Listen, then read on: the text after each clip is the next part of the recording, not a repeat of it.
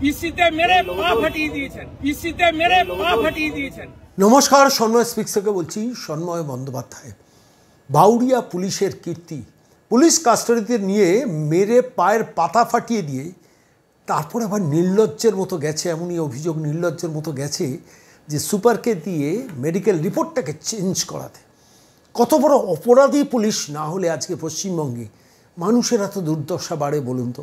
আমি আজকে এই প্রতিবেদনটা পেশ করছি, ভিডিওটা দেখছিলাম আর কি ভাবছিলাম যে পুলিশকে দিয়ে মমতা প্রশাসন কোন জায়গায় নামাচ্ছে। দেখুন, নিচের লেভেলে পুলিশের কর্মচারীদের আমি দোষ দিই না, সেকশন অফ পুলিশ অফিসার্স তাদের দিনের পর দিন, আর বিশেষ করে প্রমোটি আইপিএসদের কাজে লাগান মমতা, বিভিন্নভাবে কাজে লাগান, বিভিন্ন কায়দায় কাজে লাগান।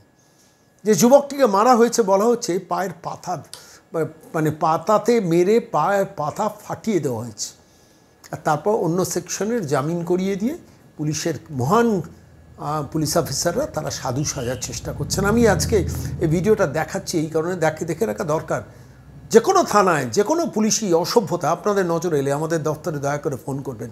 কারণ রাজীব কুমার যেভাবে পুলিশকে তছনছ করে নষ্ট করছেন, যেভাবে মনোজ ভার্মারা পুলিশকে তছনছ করে নষ্ট করছেন, অভয় হত্যাকাণ্ডের পর বিনীত গোয়েল যেভাবে রাজ্য কলকাতা পুলিশের কমিশনার হয়ে তথ্য প্রমাণ লোপাট, এভিডেন্স ট্যাম্পার অল্টার করেছিলেন, ইন্দিরা মুখোপাধ্যায় যেভাবে ফেক প্রেস কনফারেন্স করেছিলেন, যেভাবে অভিষেক গুপ্তা ডিসি নর্থকে দিয়ে ও অভয়ের বাবাকে টাকা পাঠিয়ে মুখ বন্ধ করার চেষ্টা হয়েছিল, তীব্র সমালোচনার মুখে ভেবেছিলাম অন্তত রাজীব কুমার, বিনীত গোয়েল, মনোজ ভার্মারা একটু সংশোধিত হয়ে যাবেন। সংশোধন হননি, তাহলে এই কীর্তি হতে পারে না। যে ভিডিওটা আমি শুনছিলাম, এই অভিযোগ যদি সত্যি হয়, এলওপি যখন করেছেন অভিযোগের সারবর্তা নিশ্চয়ই আছে, তিনি নিশ্চয়ই সমস্ত কিছু দেখেই তবে মুখটা খুলেছেন। সরাসরি থানার ভেতরে গেছেন, সেখানে গিয়ে এসআইকে পরিষ্কারভাবে বলেছেন আমাদের ট্যাক্সের পয়সা আপনারা মাইনে পান, শুধরে যান, সংশোধন করে যান, রিট পিটিশন করে আপনাকে আদালতে টেনে নিয়ে যাব।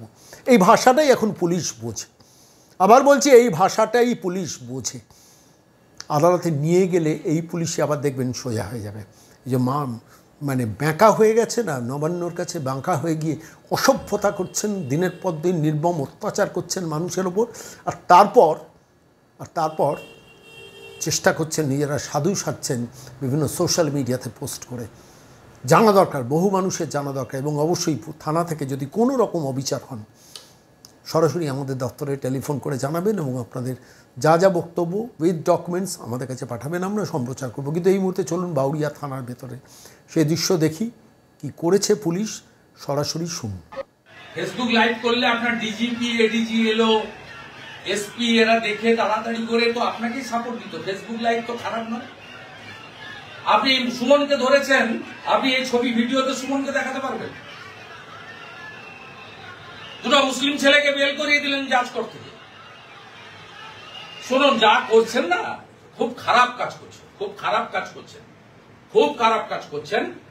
আমাদের ট্যাক্সের টাকায় বেতন পান, এবং আপনাদের পুরো এটা একটা ডিসিপ্লিন অর্গানাইজেশন পুলিশ। পড়াশোনা করে আপনি তো ফলস ওবিসি দিয়ে হননি, সুমন্ত দাস ফলস ওবিসি নয়, অতএব আপনি ফলস ওবিসি সার্টিফিকেট দিয়ে এসআই হননি।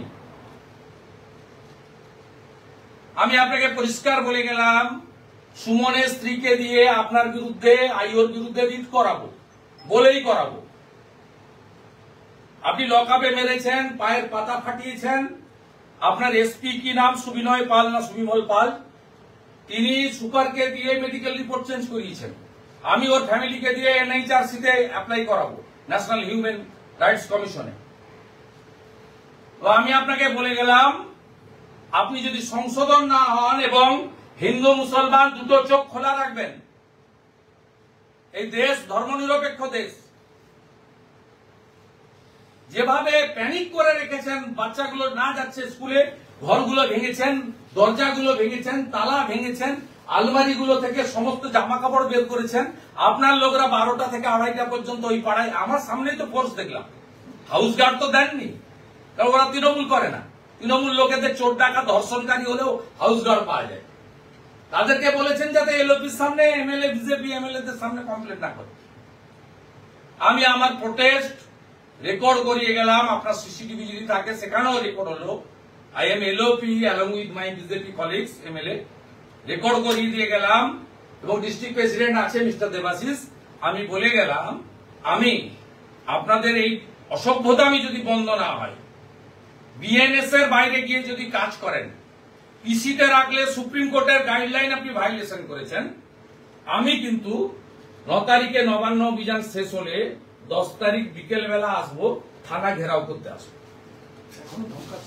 তবে আমি আপনাকে আজকে বলছি স্যার, যা না আইন মেনে হয়। আপনি উলবেড়িয়া থেকে যেদিন আপনার এসপি কে ডিজিকে আমি পাঠিয়েছিলাম, আপনারা বললেন এখন স্যার আসবেন না, পরে আসুন। আমি তো আপনাদের কোঅপারেট করেছি। আপনি স্যার দেখবেন, আমি না আমি বলার পরে 3 দিন বন্ধ ছিল, তারপরে আবার ধরেছেন। আপনি সিসিটিভি ফুটেজে এই 11টা হিন্দু ছেলের মধ্যে 5টাকে দেখাতে পারবেন না, 6টাকে দেখাতে পারবেন। সবথেকে নো সবথেকে করিম যে স্মাগলার যে স্যার এইটা করিম ছাড়া পেয়েছে সবথেকে। আরে লিস্ট তো বেনুসেন এসে করে দিয়ে যাচ্ছে। করিম দিয়ে বলুন, এইটার জন্যই তো বেশি আমরা গন্ডগোল। আমরা উই নো এভরিথিং। যা পারেন করে নেন, 8 মাস করে নেন। নারকেলডাঙ্গার ওসিকেও মমতা বাঁচাতে পারেনি। না অভিজিৎ সরকার সহ 3 জন অফিসার জেলে আছে অভিজিৎ সরকারের মার্ডার কেসে। Inaction of police, reluctant attitude of the police. এই পাশের জেলা সৌমদ্বীপ 2টো সমবায়ের ভোট বন্ধ করেছিল পলিটিক্যাল কারণে, হাইকোর্টে গিয়ে মুচলেখা দিয়ে এসছে সৌমদ্বীপ ভট্টাচার্য।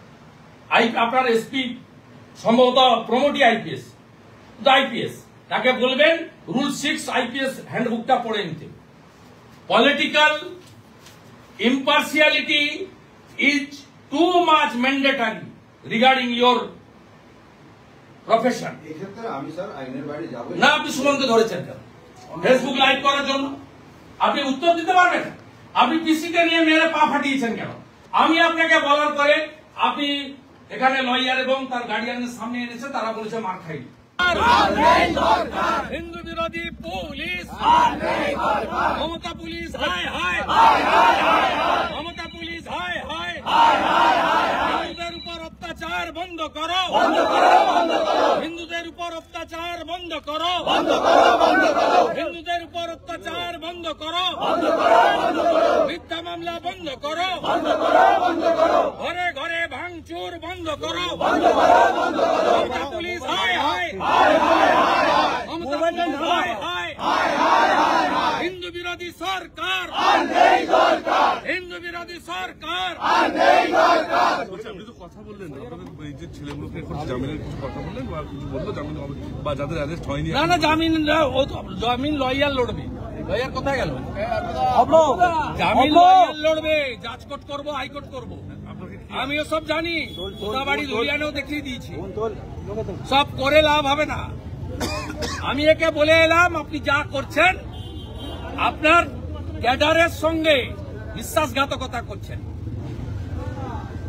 আপনার এসপি প্রমোটি আইপিএস, রুল 6 আছে আইপিএস ক্যাডারের, সেখানে রাজনৈতিক নিরপেক্ষতার কথা বলা আছে। আপনারা কেউ ইলেকশনে ডিউটি পাবেন না এবং 8 মাস পরে এই সব কেস রিওপেন হবে। আপনি এক একটা হিন্দু ছেলেকে এখানে এনেছেন, পিসিতে মেরে পা ফাটিয়ে দিয়েছেন। সুমন মুখার্জি বলে ফেসবুক লাইভ করছিল, এরপরে তো সাংবাদিকদের ধরবে। ফেসবুক লাইভ তো অপরাধ নয়।